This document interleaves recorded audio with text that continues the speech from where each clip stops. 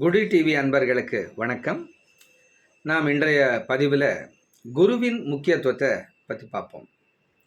ஒவ்வொரு மனிதனும் தான் பிறந்த பிறவியின் பயனை அடைய, இறைவனை அடைய, ஞானத்தை அடைய குருவே நமக்கு சாதனமாக இருக்கிறார்.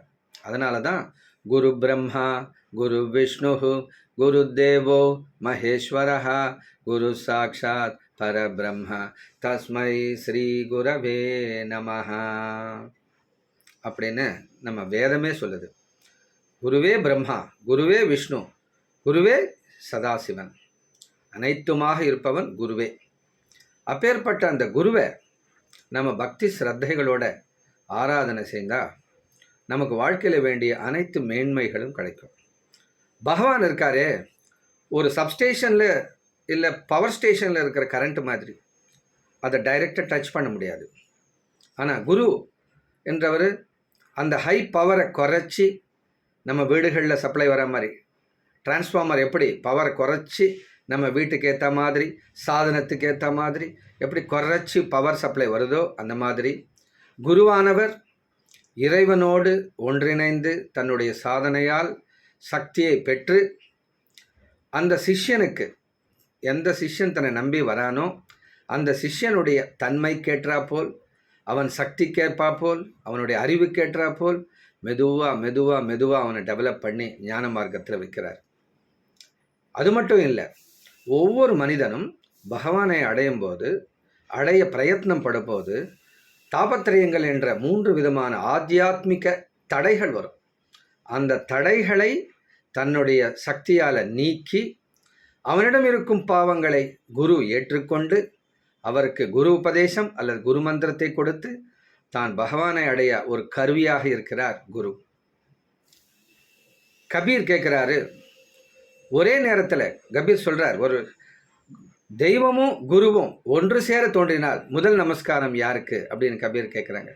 கபீர் சொல்கிறாரு, என்னுடைய முதல் நமஸ்காரம் குருவுக்கே. ஏன்னா குரு இல்லைன்னா நான் இறைவனை அடைய முடியாது. இறைவனை காட்டியவன் குரு, ஆகையால் குருவுக்கே என்னுடைய முதல் நமஸ்காரம் அப்படின்னு சொல்கிறாரு. இப்படி குரு மிகவும் முக்கியமானவராக வாழ்க்கையில் இருக்கார். அப்போ குருன்னா யாருங்க? எந்த குருவை நான் நினைக்கிறது? ஸ்கூலில் பாடம் சொல்லிக் கொடுத்த டீச்சரையா, இல்லை காலேஜில் சொல்லிக் கொடுத்தவரையா, இல்லை ஆன்மீக குருவுகள் எத்தனை பேர் இருக்காங்க உலகத்தில், நான் யாரை தான் குருன்னு நினைக்கிறது அப்படின்னு சொன்னால் வேதம் சொல்லுது, உன்னுடைய முதல் குரு உன்னுடைய தந்தையே அப்படின்னு சொல்லுது.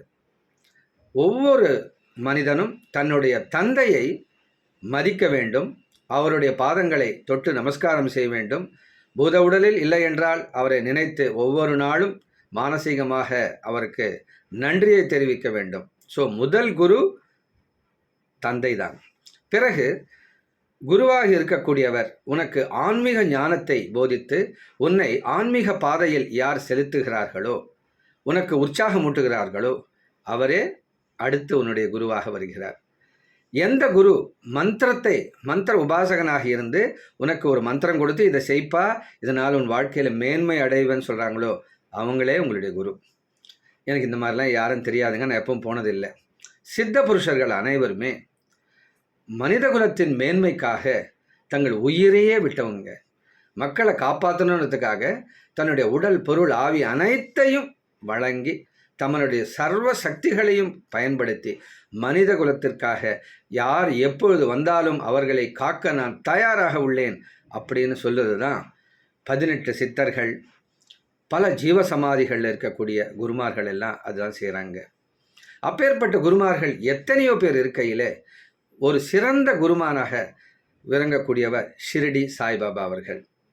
அந்த சமர்த்த சத்குரு சாய்நாத் மகாராஜ் கி ஜெய் அப்படின்னு ஒரு முறை நீங்கள் சொல்லி பாருங்களேன், சாயி அப்படின்னு சொல்லுங்கள், உங்கள் வாழ்க்கையில் எவ்வளோ மாற்றம் வரும் பாருங்க. ஒரு முறை ஒரு சாய்பாபா கோயிலுக்கு போங்க, சாய் சரித்திரா படிங்க.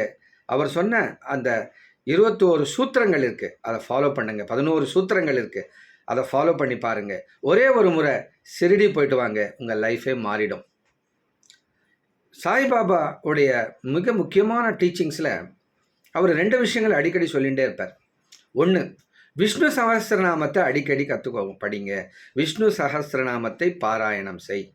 ஸ்ரீராம மந்திரத்தை ஜபம் செய், ராமாயணம் படி அப்படிங்கிறது தான் சாய்பாபாவுடைய மிக முக்கியமான டீச்சிங்ஸ். ஆகையால் ஒவ்வொருவரும் அந்த காலத்தில் நம்ம தாத்தா பாட்டி கொள்ளு தாத்தாலாம் பார்த்தீங்கன்னா ஒவ்வொரு நாளும் அந்த ராமாயணத்தை படிப்பாங்க. படிக்க தெரியாதவங்க எங்கே படிக்கிறாங்களோ அங்கே போய் தினந்தோறும் காது கொடுத்து கேட்பாங்க. அப்படித்தான் அவர்கள் தன்னுடைய அனைத்து கர்மாக்களிலிருந்து விடுபட்டு முக்தி சாம்ராஜ்யத்தை அடைந்தார்கள். குடும்பத்தில் நிம்மதியாக வாழ்ந்தார்கள். அவங்களுக்கு வேண்டிய அனைத்தையும் பெற்றார்கள். தன்னுடைய பாவங்களை போக்கினார்கள். ராமாயணத்தை விட மிகச்சிறந்த காவியம் எதுவும் இல்லை. ராமாயணத்தை விட மிகச்சிறந்த புராணமும் எதுவும் இல்லை. ஆதி காவியம் என்று வால்மீகி மகர்ஷியால் இயற்றப்பட்ட அந்த ராமாயணம், வால்மீகி ராமாயணம் இன்றும் கிடைக்கிறது. அது எப்பொழுதும் கிடைத்து கொண்டே இருக்கும்.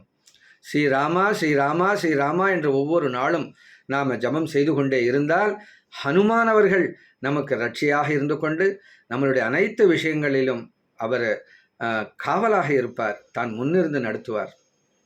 இதை பற்றி மீண்டும் அடுத்த பதிவில் பார்ப்போம். ஹனுமானின் மகத்துவம் அபூர்வமானது, அசாத்தியமானது. அதை சொல்ல இந்த வீடியோ போராது. அதுக்குன்னே அடுத்த வீடியோவில் ஹனுமான் மகத்தியத்தை பற்றி நம்ம பார்ப்போம். இன்று நாம் கற்றுக்கிட்டது சித்தர்கள் நமக்காகவே இருக்காங்க.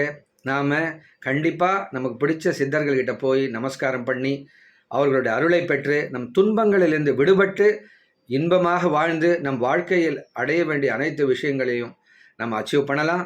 இந்த விஷயத்தை ஞாபகம் வச்சுக்கோங்க.